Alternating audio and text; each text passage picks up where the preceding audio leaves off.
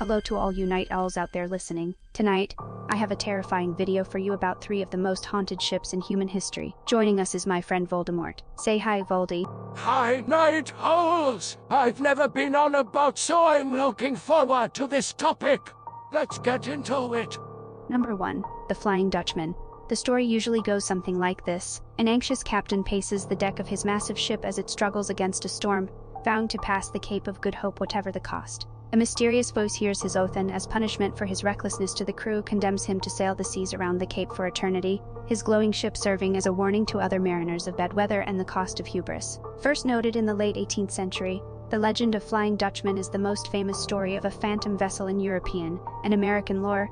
Sightings of the Flying Dutchman, the name can refer to both the ship and its captain, have continued into the 19th and 20th centuries. Even the future King George V and his brother Prince Albert Victor saw the ghost ship while serving in the Royal Navy aboard Backsham off the coast of Australia, glowing with red light with all sails set. The princes, along with 11 others, momentarily saw the ship off their port bow at a distance of about 200 yards before it vanished as quickly as it appeared. The next day, the seaman who first sighted it fell to his death in an accident. During World War II, German Admiral Karl Donitz said that members of the crew of one of his U-boats had seen the Dutchman while patrolling near Cape Town. Some reports mention a crew of skeletons dancing in the rigging. Others warn that the ship has the ability to lure other vessels onto the rocks. Supposedly, the captain is jealous of other ships who might pass the Cape, and will do everything in his power to prevent them, whether that means spoiling their food or ensuring their death in a storm. Number 2. The Baron Falkenberg. Germany's North Sea is haunted by the legend of the medieval Baron Falkenberg, whose story is said to begin when his long-lost brother returned home rich and planned to marry a village maiden that the Baron himself had his eye on. At the wedding feast, the plentiful food and champagne temporarily soothed the Baron's soul, but not for long. According to one telling, the Baron's brother, quote, touched him up in the wrong place, end quote, whereupon the Baron picked up a champagne bottle and bashed his brother over the head. The groom fell down dead, and his bride ran screaming out of the room. The Baron tried to convince her of his love, but she declared she would rather die than accept him. The Baron took her declaration literally and stabbed a knife into her heart, and the Baron fled to the beach, where he found a boat and a man who stood up and said, "The captain has been expecting you."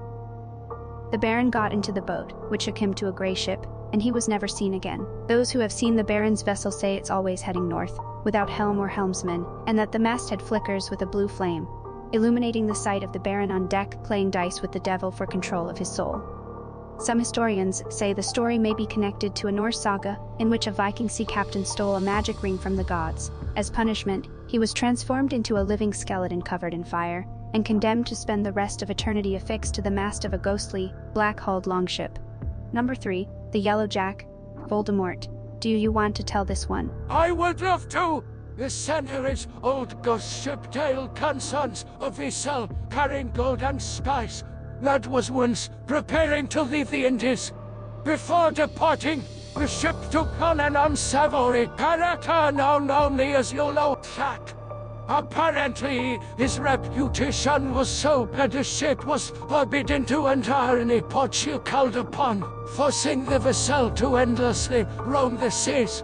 And the story may have historical origins connected to shipborne diseases. Yellow Jack is another name for yellow fever, which spread frequently on Atlantic vessels, and the Yellow Jack was historically the flag flown by a ship infected with the plague, cholera, or similar deadly contagion. It seems likely that the unsavory Yellow Jack was not so much a person as a pathogen.